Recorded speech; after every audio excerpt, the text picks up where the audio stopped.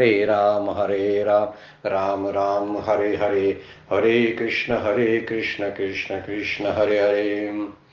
ब्रह्मानंदं परमसुखदं केवलं ज्ञानमूर्तिं द्वन्द्वातीतं गगनसदृशं तत्त्वमस्यादिलक्ष्यम् एकं नित्यं विमलम् अचलं सर्वधी साक्षिभूतं भावातीतं त्रिगुणरहितं सद्गुरुं तं नमामि।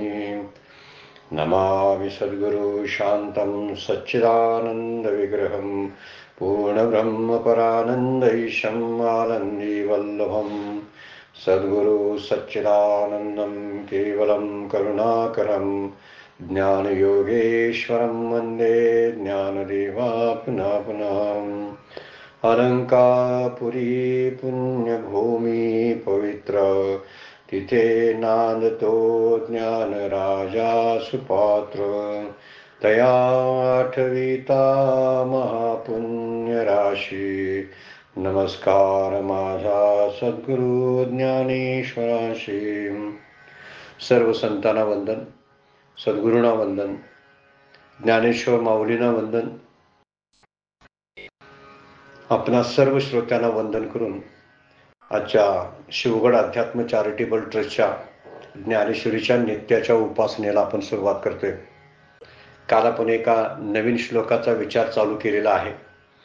श्लोकावरती सुरुवात केलेली होती। श्लोक क्रमांक 14 आणि अध्याय क्रमांक 8 अनन्य चेता शब्द वापरलेला आहे। भगवंत वर्णन करायला लागलेले आहेत। अनन्य चेता सततम यो मा स्मरति नित्यशा तस्याहम सुलभम पार्थ नित्ययुक्तस्य योगिना। माऊली वर्णन करतात त्याच्यावरती। भगवंत सांगतात की माझ्या वाचून दुसऱ्या विषयाकडे चित्त न जाणं ही अनन्यता त्या साधकाला, त्या सत्पुरुषाला साधलेली असते। दुसरी गोष्ट सततम योमा स्मरती नित्यशा हा एक महत्वाचा शब्द श्लोकामध्ये येतो। माझ्या वाचून किंवा माझ्या वाचून चित्त कुठं जाणार नाही, पण तेही जे मी सतत जे स्मरण करणार आहे ते निरंतर असेल, दीर्घकाळ असेल आणि आदराने आणि प्रेमाने केलेलं माझं स्मरण असेल। असा जो हा एकनिष्ठ जो आहे एखादा भक्त तस्याहम सुलभ पार्थ नित्ययुक्तस्य योगिनाम, असा सदा शांत चित्त झालेला योगी जो आहे तो मला सुखान प्राप्त होतो। सुलभ, सुलभ शब्द अर्थ आहे कोणत्याही अडचणी विना, संकटा विना, कोणत्याही दगदगी विना तो माझ्यापर्यंत येतो। फार महत्वाची गोष्ट सांगितलेली आहे। सुलभ शब्द जो वापरलेला आहे तो देहाच्या बाबतीमध्ये आहे। प्रयाण काळाची स्थिती जी असते ती सुलभ असत नाही।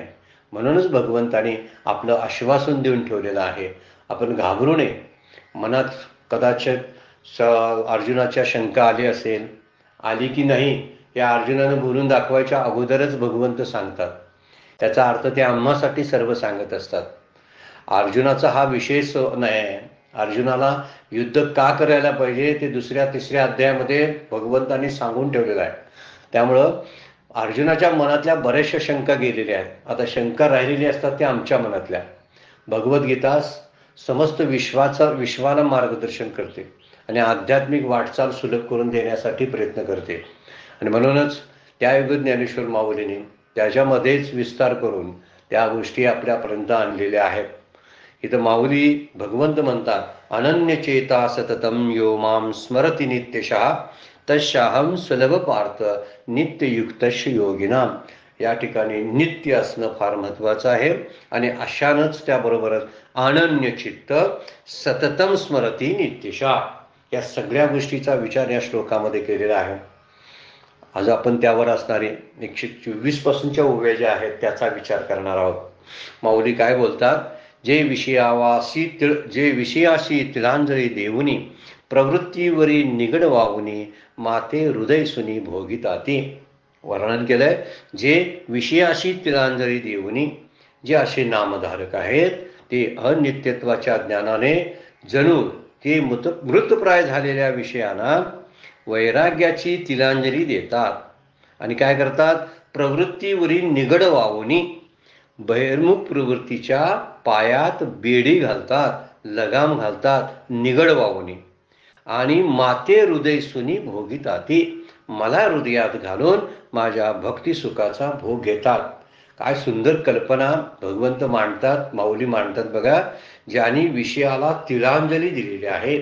तिलांजली दिली म्हणजे विषय सगळे लय पावलेले ज्यांचे आहेत, ज्यांच्यामध्ये विषय आसक्ती संपुष्टात आलेली आहे, जे विषयाला किंमतच देत नाहीत, त्याशिवाय प्रवृत्तीतून मनोवृत्ती जी आहे, अंतःकरण वृत्ती आहे, त्यालाच प्रवृत्ती म्हणलेलं आहे. या प्रवृत्तीचे स्वाभाविक जे स्वभाव असतात, त्या स्वभावाला मुरड घालून त्याच्या पायात बेडी घातलेली आहे. म्हणजे प्रवृत्ती आपल्या मनाप्रमाणे वागू नये किंवा मन वाटेल तिकडं धावू नये, इंद्रियांनी नको ते हालचाल करू नये, यासाठी प्रवृत्तीवरील निगड वावणी. पण पुढचा मुद्दा फार महत्वाचा आहे. माते हृदय सुनी भोगिताती, आणि माझ्या भक्ती सुखाचा भोग घेतात. म्हणजे भगवंताच्या भक्ती सुखाचा भोग घेण्यासाठी विषयाला तिलांजली त्यांनी दिलेली असते. आणि नंबर 2, आपली जी स्वाभाविक वृत्ती जी आहे, मनोवृत्ती, चित्तवृत्ती, अहमवृत्ती, या सगळ्या वृत्तींना लगाम घातलेला असतो, बेडी घातलेली असते, असा अर्थ मांडलेला आहे.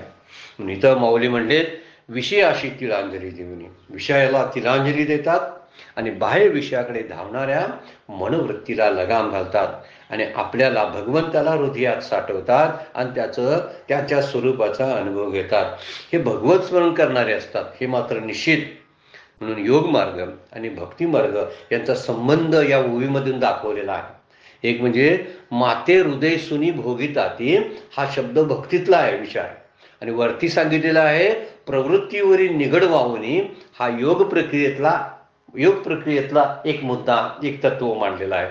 म्हणजे योगमार्ग आणि भक्ती मार्ग यांचा संगम घडवून आणण्याचा प्रयत्न माऊलीने या ओवीमध्ये केलेला आहे. म्हणजे दोन्ही मार्ग वेगवेगळे नाहीत, हा सांगायचा मुद्दा आहे. माते हृदय सुने, मुद्दा हा महत्वाचा आहे. ज्यावेळी प्रवृत्ती बाहेर पळत असतात, त्या प्रवृत्तींना अंतर्मुख करावं लागतं. ज्या वृत्ती आहेत मनोवृत्ती, त्या मनोवृत्तींना अंतर्मुख करावं लागतं.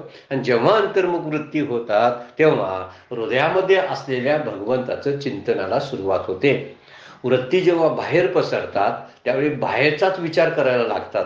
आणि जेव्हा वृत्ती सगळ्या एकवटून आत हृदयामध्ये घेतल्या जातात, ध्यानाच्या वेळी, नामाच्या वेळी, त्यावेळी भगवंताच्या सुखाचा अनुभव यायला त्या साधकाला सुरुवात होते.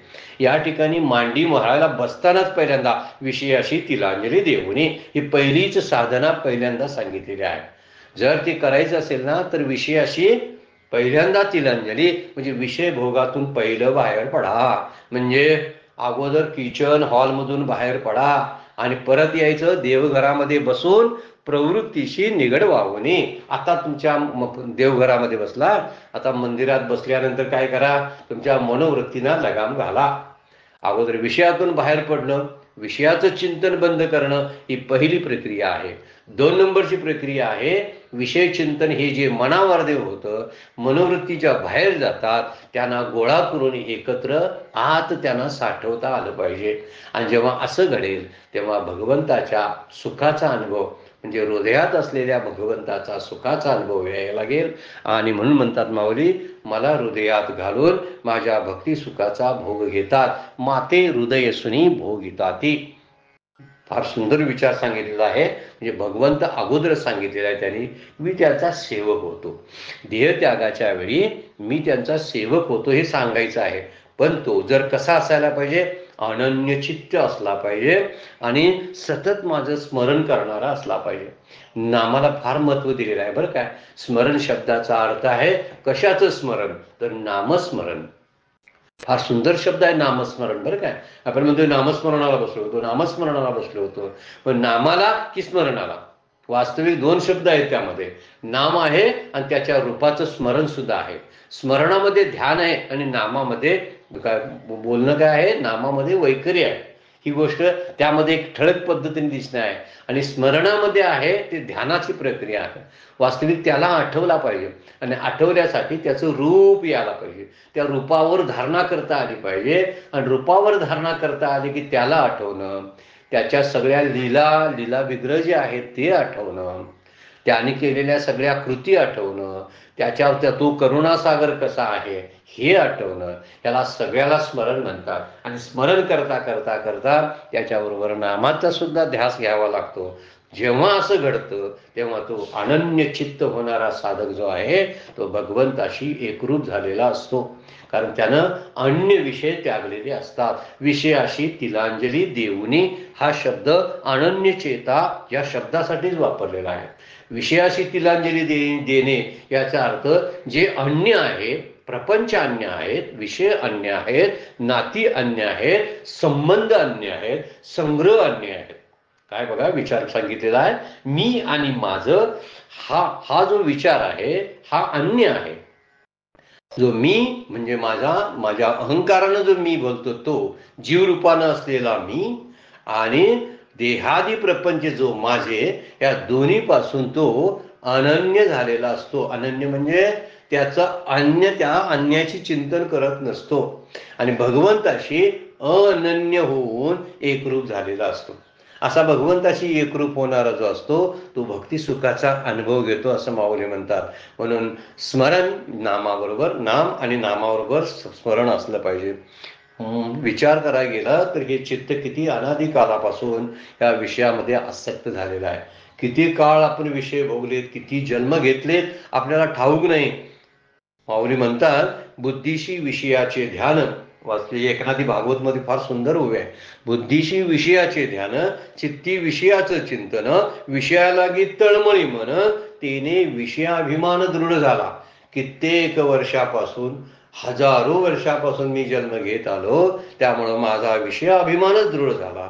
विषयासाठीच माझी तळमळ आहे. बुद्धीमध्ये विषयांचंच ध्यान आहे, चित्ती विषयाचं चिंतन आहे. म्हणजे सगळं जे आहे ते विषयाशी एकवटलेलं माझं जग आहे.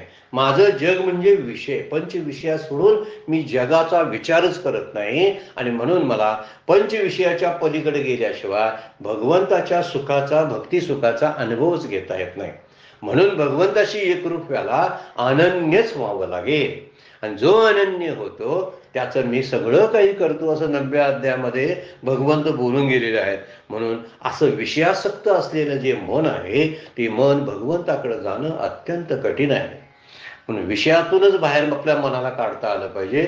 विषयातून शब्दाचा अर्थ आहे विषय चिंतनातून, हा फार मोठा तत्वज्ञान त्या ठिकाणी आहे. कारण बरेच वेळा विषयांचा तिटकारा आल्यानंतर विषय सुटू शकतात.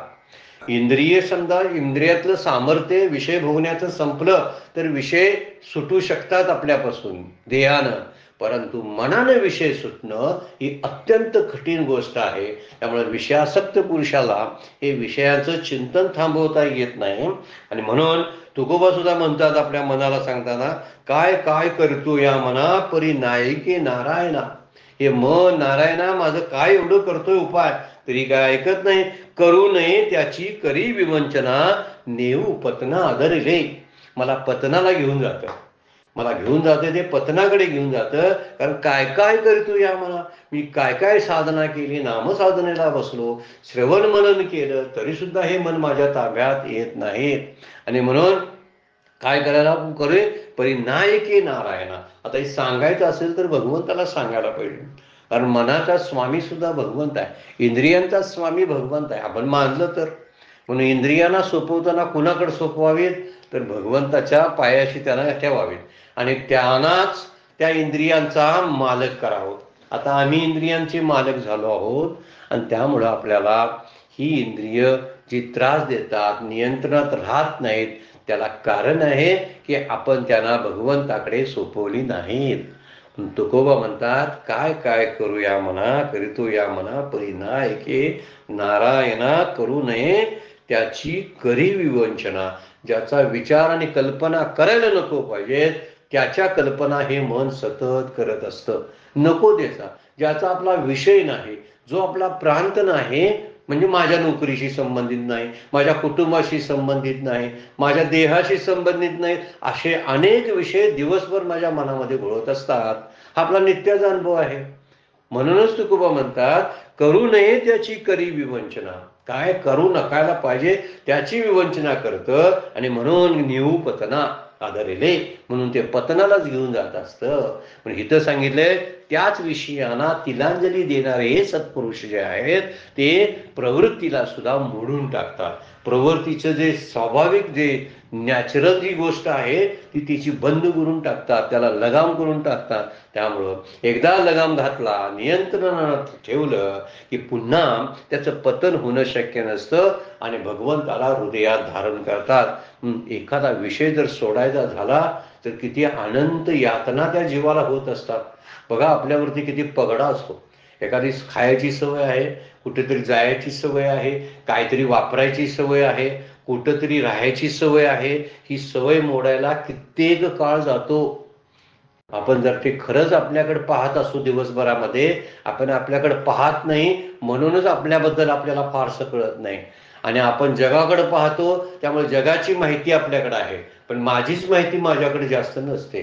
माझा स्वभाव कसा आहे, मला काय आवडते ते काय बरोबर आहे की नाही याचा विचारच मी कधीच माझ्या आयुष्यात केलेला नसतो. जग काय करतं, जगामध्ये काय घडामोडी चालू आहेत, जग किती दोषी आहे याचाच विचार मन करत असतं. म्हणून करू नये ते करतं असा तुकोबा मानता. पण एखादा विषय जरी सोडायचा झाला तर या मनाला अनंत यातना होत असतात. बघा एखादं एक व्यसनी माणसं असतात ना, त्याला दारू सोडायची आहे, त्याला सिगरेट सोडायचे आहे, तर सिगरेट सोडताना दारू सोडताना किती यातना त्या जीवाला होत. आपण नेहमी आपला स्वतःचा अनुभव तपासून पाहायला हरकत नाही. जगाकडे बघायला नको आणि संतांच्या तत्वज्ञाना पण विचारायला जायला नको. आपल्याकडे जर रोजचं उदाहरण आहे की आपल्याला एखादा विषय जर टाळायचा झाला, म्हणजे एका ठिकाणी जायचं नाही हे मला बंद करायचं, कित्येक वर्षापासून मी जे करतो.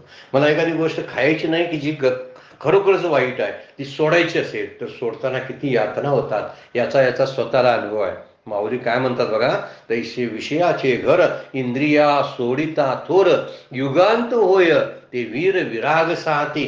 परंतु जे वीर आहेत ना, शूर पुरुष ज्याला म्हटलं, स्थितप्रज्ञ जे पुरुष आहेत, जीवनमुक्त पुरुष आहेत, त्यांना वीर असा शब्द वापरलेला आहे.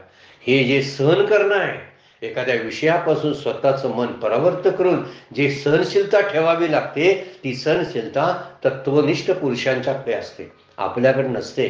आपण घसरतोय, बघूया आजच्या दिवस करूया, आजच्या दिवस खाऊया, आजच्या दिवस जाऊया, आजच्या दिवस बोलूया, हे सगळं आजच्या पुरतं आपण चालू असतं. रोज रोज ठराव केलेले संकल्प आपले जे ठरवलेले असतात हे आपणच मोडत असतो. हा विचार जर लक्षात ठेवला तर माऊली म्हणतात ते खरं होईल. हे विषयाचं घर आहे आणि त्या घरामध्ये आपण राहतो आणि इंद्रिय तिथं राहणारे जे आहेत ते राहणारे इंद्रिय आहेत. जर हे घर सोडायचं म्हटलं तर ते घर सोडताना युगांत होय, युगांत म्हणजे मरण प्राय अशा यातना होता त्या जीवाला. आणि आपलाच अनुभव घेतला तर आपल्यालाच कळेल, फारशी विशेष गोष्ट नाही. बघा एखादी आवडणारी गोष्ट जी आहे ती आपण सोडून पाहावी, काही दिवसासाठी विचार करावा. आपण दुसरं चिंतनच करणार नाही, तो विषय सोडलेल्याच चिंतन आपण करत राहू. हा मुद्दा जो आहे तो माऊलींनी बरोबर हेरला. म्हणून विषयाचे घर इंद्रिया सोडिता थोर युगांत होय, युगांत होतो. म्हणून विचार सांगताना माऊली म्हणतात इथं विषयाशी तिलांजली देऊनी शब्द, एक तिलांजली एक शब्द वापरलेला आहे. तिलांजली आपल्या मराठीतला व्यवस्थित नेहमी वापरणारा शब्द आहे. जिगला दुर्लक्ष करणं, जे टाकून देणं, जे सोडून देणं, जे दान करून टाकणं आणि पण पुन्हा त्याकडे न पाहणे, याला तिलांजली देणं असा शब्द वापरतात. बऱ्याच वेळा मृत व्यक्तीच्या अंतकर्म जे असतात, अंत्यविधी जे करायचे असतात त्यामध्ये तिळांजली दिली जाते. म्हणजे काय, तिळाने युक्त असलेलं पाणी जे आहे ते ओंजळीत घेऊन सोडलं जातं. मृत व्यक्तीचे जे शेवटचे कर्म जे केलेले असतात त्याच्या मृत्यूनंतरचे, त्यावेळी तिळानं युक्त असलेलं पाणी ओंजळीत घेऊन सोडलं जातं. अंजोली शब्दच आहे त्यात. तिळांजली शब्द जो आहे, तिळांजली, त्यामध्ये ओंजळ शब्द आहे आणि ओंजळीनं ते पाणी सोडलं जातं. ह्याच्यातलं एकच अर्थ आहे, मृत व्यक्तीच्या बाबतीत ते केलं जातं. याचा अर्थ आता त्याची माझी परत भेट होणार नाही, आता तो परत येण्याची आशा नाही, त्याला तिळांजली देणं म्हणायचं. किती खोचक शब्द माऊलीने वापरलाय बघा. काहीतरी वापरायचं म्हणून कुठलाही शब्द असा ज्ञानेश्वरीमध्ये आपल्याला बघायला मिळणार नाही. कुठंतरी यमक जुळवायचे आहेत, कुठंतरी काहीतरी प्रतिभा नुसतीच दाखवायची आहे, अजिबात नाही. प्रत्येक शब्दाला वजन आहे आणि वजन आणि त्याची प्रॉपर अशी जागा आहे. त्याच जागे बरोबर ते शब्द टाकलेले आहेत. तर तिळांजली शब्द म्हणजे सोडून देणे या अर्थाने आहे. मृत व्यक्तीचं सगळं सोडून देतो. तो आपल्यापासून गेला, तसा एखादा विषय गेला का असा सोडून देतोय का बघायला पाहिजे. अशी विषयाला तिलांजली देता आली पाहिजे. तुळशीपत्र ठेवलं म्हणतात. तुळशीपत्र शब्दाचा अर्थ आहे पूर्ण त्याग करणे. एखादी गोष्ट ही माझी नाही असं समजून मनातून पूर्ण त्याग करणं याला तुळशीपत्र ठेवणं म्हणतात. तशी तिळांजली देणं, तशी विषयाची भावना आणि त्याच्याबद्दल असलेली आशा ठेवायची नसते. जसा मृत माणसाची आशा ठेवली जात नाही, तो परत येईल याची वाट पाहिली जात नाही, तसा हा विषय मी परत सेवन करेन याची इच्छाच मनातून काढून टाकणं, विषयांची भावना आणि त्याची आशा काढून टाकणं आणि परमात्म्याकडे चित्त द्यायचे एकदा ठरलं तर मग विषयांना तिलांजली आपोआप पडते. त्यासाठी विषयामध्ये दोष तरी दिसायला पाहिजे. आम्हाला विषय किती विषय विषयाचा परिपाडू, गोड परमार्थ लागे कडू, कडू विषय तो गोडू जीवाशी झाला. हे सगळं कडवट असलेलं जगातलं जे सृष्टीमध्ये चाललेलं सगळं आहे तेवढं तेवढं मला आवडतं. जेवढं जेवढं वाईट आहे, जे माझ्या शरीरासाठी माझ्या मनासाठी जे जे म्हणून वाईट आहे तेवढं तेवढं जीवाला सगळे आवडत असतं. काय विचार कसा निर्मिती आहे बघा भगवंताची. चांगलं आवडणं ही गोष्ट फार दुर्मिळ असते, पण वाईट आवडणं हे सामान्य आहे. एखाद्या व्यक्तीनं भ्रष्टाचार करून पैसा कमवला तर थोडासा भ्रष्टाचारी आहे असं सामान्य विधान करतात. त्याच्याबद्दल पाप आहे अमुक आहे काय असतं तर बोललं जात नाही. एखाद्यानं चोरी केली, चाडी केली, निंदा केली, फसवलं, लबाडी केली, त्याच्याबद्दल फारसं लोक लाईटली घेतात का ते म्हणे नित्याचा स्वाभाविक वृत्तीच झालेली आहे. वास्तविक ही स्वाभाविक वृत्ती नाही, पण आता कायम कायम केल्यामुळं ते स्वभाव धर्मच ठरलेला आहे. त्यामुळे ते वाईट वाटणंच झालेलं आहे. इतकं विषयाचं प्राबल्य आपल्यावरती आहे. विषय विषयाचा परिपाडू म्हणून सांगितलेला आहे. त्याचा मोठेपणा काय बघा तर विषय जो आहे तो खूप आवडतो. गोड परमार्थ असलेला गोड परमार्थ जो आहे तो कडू लागतो. नामाला बसावंसं वाटत नाही का विषय प्रभाव टाकत असतात ना, विषय आवडतात. टीव्ही बघावं की नाम घ्यावं, टीव्ही बघावं काय ज्ञानेश्वरीचा अभ्यास करत बसावं, टीव्ही विषयाला तिलांजली देणे. पण माझी आवडती मालिका राहिली तर माझ्यावर किती युगांत ओढवल्यासारखं होतो. माऊली बोलतात तसं, इंद्रिया सोडिता थोर युगांत होय. पण ते वीर महासत्पुरुष जे असतात ते मात्र या सगळ्या विषयांना सोडून तिलांजली देऊन सहन पण करत असतात. म्हणून परमात्म्याकडे जर चित्त द्यायचं असेल तर या विषयापासून स्वतःचं मन परावृत्त करता आलं पाहिजे आणि त्यासाठी विषयामध्ये दोषच दिसले पाहिजेत. बुद्धांचं सांगितलं जातं ना, गौतम बुद्धांच्या आयुष्यातली घटना सांगितली जाते. जेव्हा त्यांना पूर्ण तीव्र वैराग्य आलं त्यापूर्वी ते एका राजाचे अधिकारी आहेत, राजपुत्र होते. ते काय सामान्य नव्हता. आम्ही काहीतरी सोडतो ते सोडायसारखं नसतंच म्हणून सोडलं जातं, पण राजपद आणि राजवस्त्र सोडून अरण्याचं सेवन करणं किती वरच्या दर्जाची गोष्ट आहे याची कल्पना केलेली बरी. आपल्या हिंदू धर्मामध्ये कित्येक असे राजे आहेत की ज्यांनी राजत्याग केला आणि अरण्याचं सेवन केलेलं बघायला मिळतं. का? विषयाशी तिलांजली देऊ नये. विषयाशी तिलांजली नाही दिली तर भगवंताची कल्पना हृदयामध्ये करताच येणार नाही. प्रवृत्तीच्या वाटा नाही मोडून टाकल्या, मनोवृत्तीला नाही थोपवली योग्य वेळी तर ती मनोवृत्ती आपल्याला पतनाकडेच घेऊन जाते. म्हणून मनोमार्गे गेला तो येथे मुकला, हरिपाठी स्थिरावला तोची धन्य. हरिपाठामध्ये माऊली बोलतात, मनोमार्गे गेला तो येथे मुकला. मनोवृत्ती जी प्रवृत्तीची वाट जी सांगितलेली आहे, प्रवृत्तीवरील निगड वावणी, प्रवृत्तीला जर लगाम नाही घातला तर मन नेतं तिकडं ते पतनालाच घेऊन जातं. म्हणून मनाचे निगड दिले पाहिजे, म्हणजे त्याला लगाम घातले पाहिजे, त्याला कंट्रोल करता आलं पाहिजे. म्हणून बुद्धांच्या बाबतीत सांगितले जातं त्यांनी 2-3 घटना पाहिल्या आणि त्यांना वैराग्य प्राप्त झालं. एक जन्मलेलं मूल, त्या जन्मलेल्या मुलाची काय अवस्था असते, त्याचा जन्म जो असतो किती भयंकर वाईट अवस्थेमध्ये ते जन्माला येत असतात. जन्माची घडी आम्ही साजरी करतो, मोठमोठे फटाके वाजवतो, पेढे वाटतो, पण जन्मच दुःखाचं मूळ आहे. जन्म हेच दुःखाचं मूळ आहे. जन्म झाल्यानंतर नव्हे तर जन्म जो ते जे जीव आहे तो गर्भामध्ये असल्यापासूनच तो त्याच्या त्रासाला सुरुवात होते. काय काय किती त्याला गुदमरून मरत असेल त्या गर्भाशयामध्ये, याचा विचार आपण दासबोधामध्ये वर्णन केलेला आहे. समर्थांनी दासबोधामध्ये खूप सुंदर पद्धतीनं वर्णन केलेलं आहे. मुळात जाऊन आपण वाचावं, वाचलं असतं बहुतेक लोकांनी, पण तरी सुद्धा वर्णन जे केलेलं आहे तो असा 9 मासभरी उकडून उकडून म्हणलेला आहे. माऊली सुद्धा वर्णन करतात उकडते. आई काहीतरी मिरच्या खाते, तिखट खाते, ते तिखट त्याला सहन करावं लागतं. आई काहीतरी आईस्क्रीम खाते, तो गारटा त्याला सहन करावा लागतो. काय किती त्रास असेल 9 महिने त्या बाळाला, याचा विचार दासबोधामध्ये सांगितलेला आहे. आणि जन्म झाल्याबरोबर परत सगळ्या शारीरिक व्याधींना सुरुवात होते. वास्तविक खरा जन्म हा अगोदरचा धरायला पाहिजे. आपण जन्मतारीख धरतो या पृथ्वीवर प्रकट झाल्यानंतर धरतो, हा प्रकट दिन आपला असतो. पण खरं प्रकट जे गर्भाशयामध्येच प्रकटीकरण असतं वास्तविक. आणि इथं तेच माऊली सांगतात, बुद्धानं जन्मलेलं बालक बघितलं आणि त्यांच्या मनामध्ये वैराग्य निर्माण झालं. दुसरी एक घटना बघितली, एक वृद्ध ग्रस्त, त्याला चालता येत नव्हतं, पाय ओढत ओढत अशी सगळी शरीराची सगळी कातडी लोंबकत असताना, डोळ्यानं दिसत नाही, कानानं ऐकू येत नाही, तोंडानं बोलता येत नाही, असा जीर्ण अवस्थेतला एक वृद्ध पाहिला. आणि तिसरी गोष्ट घटना पाहिली ते म्हणजे प्रेत वाहून घेऊन जाणारे लोक, ज्याला तिरडीवर बांधून घेऊन जातात, ते एक दृश्य त्याने पाहिलं. आणि या तिन्ही दृश्यावरून त्याने आपल्या प्रधानालाच प्रश्न विचारला, हे काय आहे?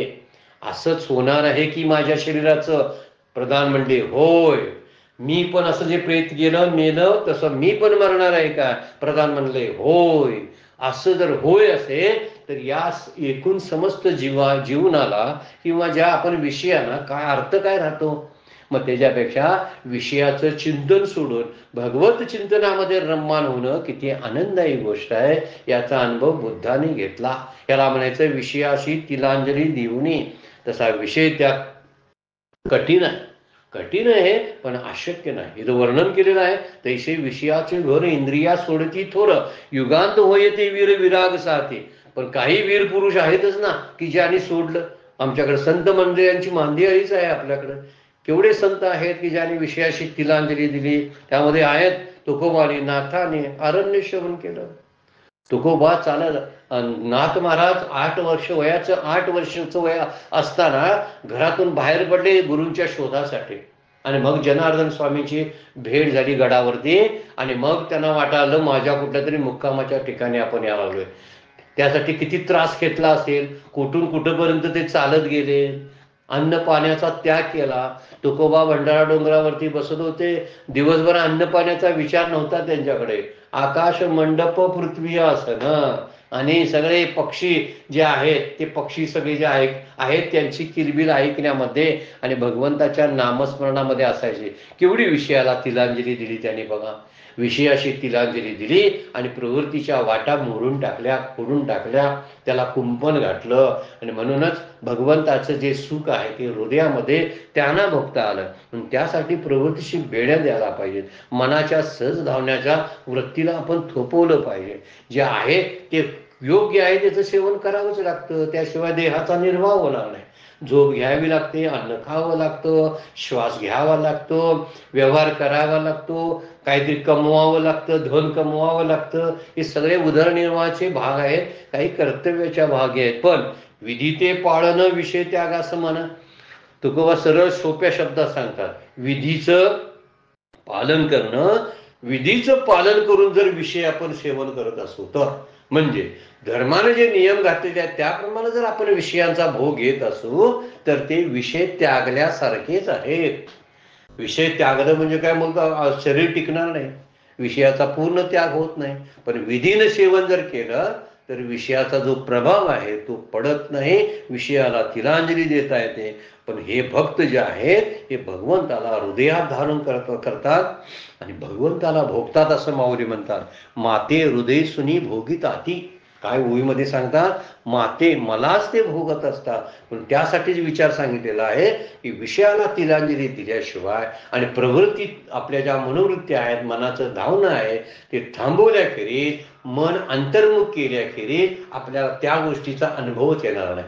भगवंत आपल्या हृदयामध्ये राहतो त्याचा अनुभवच येणार नाही. म्हणून इथं वर्णन केलंय, कालच्या चिंतनामध्ये सुद्धा आपण जनाबाईचा अभंग बघितला होता की हृदयबंदी खाना केला आत विठ्ठल कोंडीला. मी हृदयामध्ये असा एक कोपरा तयार केला आणि त्या कोपऱ्यामध्ये विठ्ठलाला कोंडूनच ठेवलंय. त्यामुळे मी सतत त्या विठ्ठलाचं सुख हृदयामध्ये भोगते असं जनाबाई बोलतात. आणि इथं तेच सांगितलेलं आहे, सततम यो मा स्मरती नित्यशा. सतत कसं मिळेल तर हृदयामध्ये त्याला ठेवूनच भोगावं लागेल. त्याला मंदिरात जाऊन भोगता येणार नाही. मंदिर देहालाच मंदिर करावं लागेल आणि देहाच्या मंदिरामध्ये आत असणाऱ्या हृदयाच्या गाभाऱ्यात, देहाचं मंदिर हृदयाचा गाभारा आणि हृदयाच्या गाभारामध्ये भगवंताला बसवणं आणि मग त्याचं सुख भोगणं ही फार मोठी मौजेची गोष्ट संतांनी अनुभवलेली आहे. आपल्याला फक्त त्याच्या ट्रिक्स माहिती नाहीत, त्याची स्किल्स माहीत नाहीत आणि म्हणून मग संतांनाच त्यासाठी विचारावं लागतं की मी कशी साधना केल्यामुळे मला करता येईल. तर त्या साधनेचे दोन भाग माऊली आपल्याला सांगतात. एक म्हणजे विषयाला तिलांजली देऊनी, विषयांचं चिंतन आणि विषयांचा अतिरिक्त भोग ज्यांनी सोडला. नंबर 2, ज्यांची मनाची प्रवृत्ती बाहेर धावते, ती मनाची प्रवृत्ती अंतर्मुख करून त्या प्रवृत्तीच्या वाटा बंद केल्या तर तो एक गोष्ट जर घडली तरच आपल्याला हृदयामध्ये असणाऱ्या भगवंताचा पत्ता सापडेल. जसा जनाबाई बोलतात तसे सूरदास अंध संत होऊन गेले, अंध होते, मुळातच अंध होते, पण भगवंतावरती, कन्हैयावरती, भगवान श्रीकृष्णावरती प्रचंड भक्ती, अगदी निष्ठावान भक्त असणारे ते श्रीकृष्णाचे. आणि त्यांना नेहमी असं जाणवायचं की मी अंध आहे, पण जाता मला रस्ता ओलांडण्यासाठी, मला चालण्यासाठी माझा हात पकडणारा कृष्ण माझ्या बरोबर असतो, अशी सतत त्यांची भावना असायची.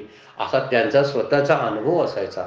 आणि भगवंत त्यांना रस्ता पलीकडे नेण्यासाठी किंवा खड्डे चुकवण्यासाठी त्यांना हाताला धरून घेऊन जायचे. त्याला सारखं जाणवायचं. कधी कधी हात सोडून पण जायचे. खट्याळ कृष्णाच्या काही लीला आपल्याला बघायला मिळतात.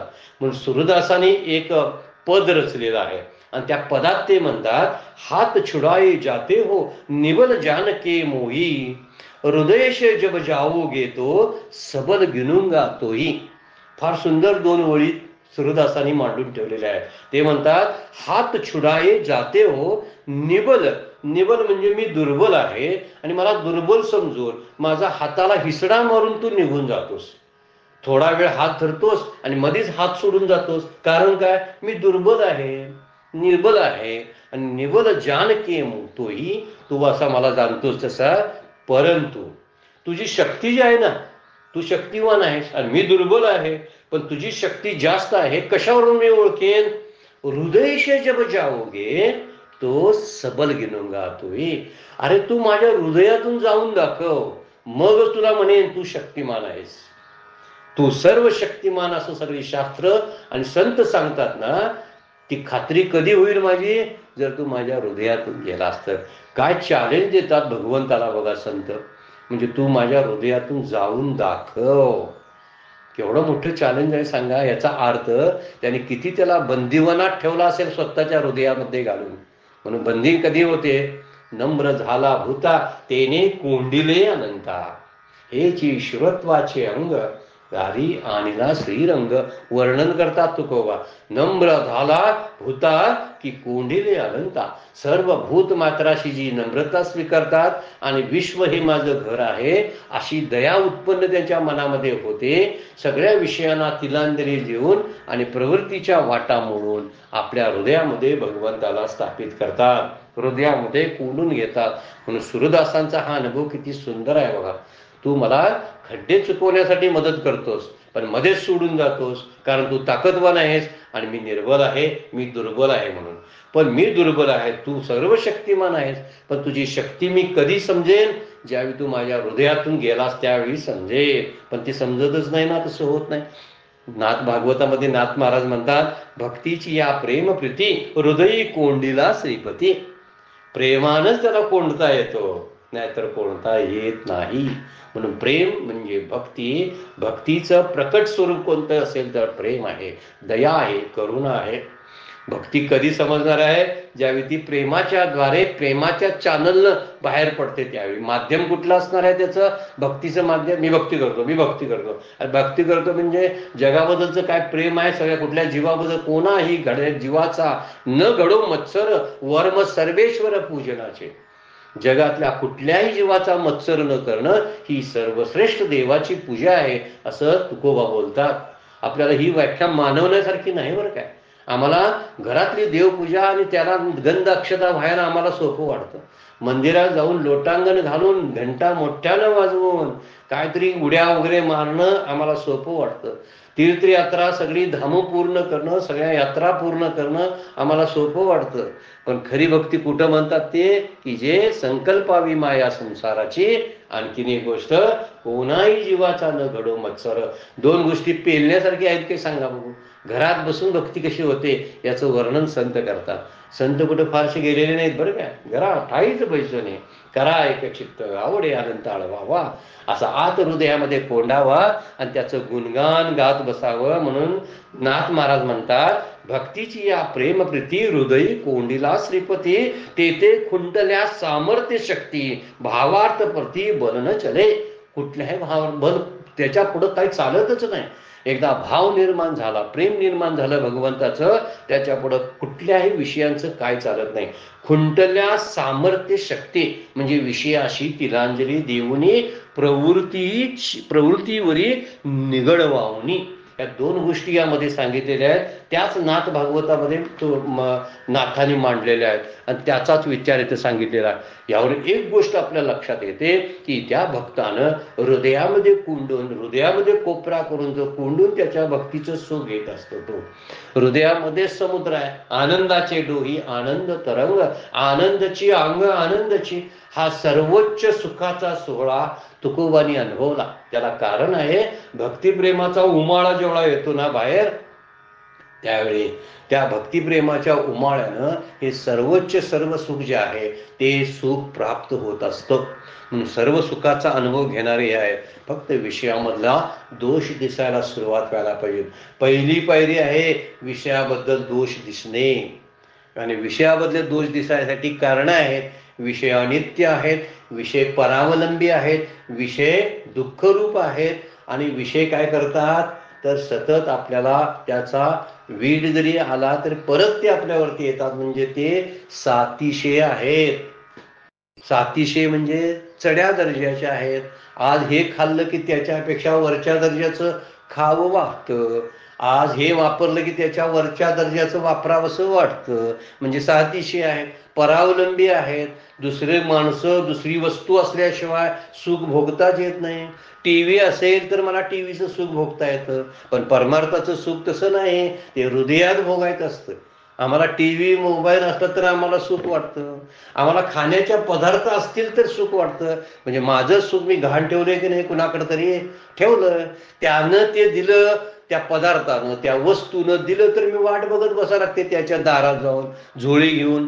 टीव्हीच्या दारात जायचं, मला झोळी घ्यायची, म्हणायचं मला मनोरंजन माझं करून दे, म्हणून त्याच्याकडे मागणी मागायची. एखाद्या खाद्यपदार्थाकडे म्हणायचं की त्याच्याकडे बघायचं, म्हणायचं माझी तृप्ती कर. म्हणजे सगळी परावलंबी सुख आहेत ना, तर ही विषयाची सुख सगळी परावलंबी आहेत असं जेव्हा कळू लागेल तेव्हा विषयाला तिलांजली ही देता येईल.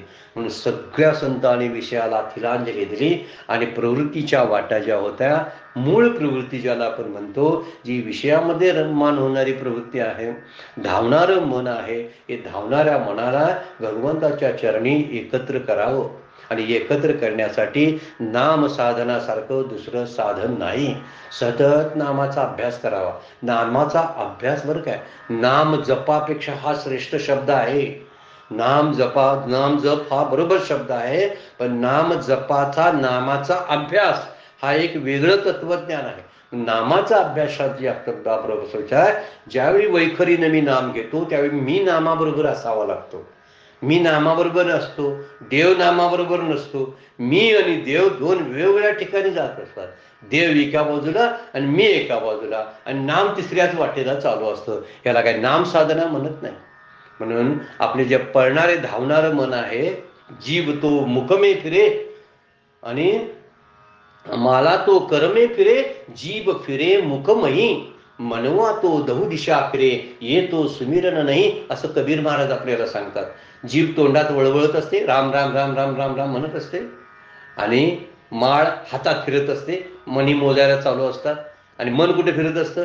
सगळ्यांचं फिरणं आहे बरं काय. जीभ फिरते, माळ फिरते, आणि आपलं मन पण फिरतं. याला स्मरण म्हणत नाहीत. म्हणून विषयाशी तिलांजली देऊनी हा सर्वश्रेष्ठ जो जड असा शब्द वापरलाय माऊलीने. आणि प्रवृत्तीवरील निगड वाहुनी माते हृदयसुनी भोगताती, माझ्याच सुखाचा अनुभव घेतात. प्रवृत्तीच्या उरावर मोठा दगड ठेवतात आणि माझ्याच सुखाचा अनुभव घेतात, आणि त्या भक्ती सुखाचा आनंद लुटत असतात. हा भक्ती सुखाचा आनंद देवालाच घेऊन लुटावा लागतो. इथे विषय चालत नाहीत बरं काय. आणि विषय सुखामध्ये देव येतच नाही जाग्यावर. ज्यावेळी विषयाचं सुख आपण भोगत असतो ना, त्यावेळी देव जवळ नसतो. आणि देवाचं सुख भोगत असताना विषयाला तिलांजली आपण दिलेली असते. म्हणून भक्ती सुखाचं, भक्तिप्रेमाचा अनुभव घेण्यासाठी विषयातूनच आपल्या मनाला बाहेर काढणं, विषयाचं चिंतन थांबवणं, ही सर्वश्रेष्ठ दर्जाची साधना मोठ्या माणसाने केली. कसा आहे तो भक्त? अनन्यचेत सततम यो स्मरती नित्यशाह, किंवा जे विषयाशी तिलांजली देऊनी प्रवृत्तीवरी निगड वाहुनी माते हृदय सुनी भोग येतात, माझाच भोग येतात. विषयांच्या भोगापासून बाजूला जातात. अतिशय सुंदर असं वर्णन माऊली यामध्ये करतात. एकच उभी आज आपण घेऊ शकलो, वेळ संपलेली आहे, आपल्याला थांबावं लागेल. आजची सेवा सद्गुरूंच्या चरणी, भगवान ज्ञानेश्वरांच्या चरणी अर्पण करून विराम घेऊया. पुंडरीक वरदा विठ्ठल, श्री ज्ञानदेव तुकाराम. विठ्ठल विठ्ठल विठ्ठल विठ्ठल विठ्ठल विठ्ठल.